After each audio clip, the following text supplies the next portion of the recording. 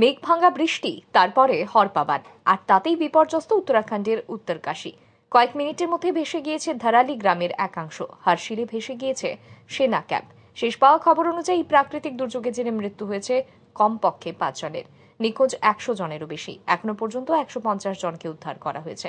এখনো উদ্ধার কাজ জারি রয়েছে। আটকে থাকা মানুষদের উদ্ধার করছেন ভারতীয় সেনা, আইটিবিপি সহ একাধিক উদ্ধারকারী দল।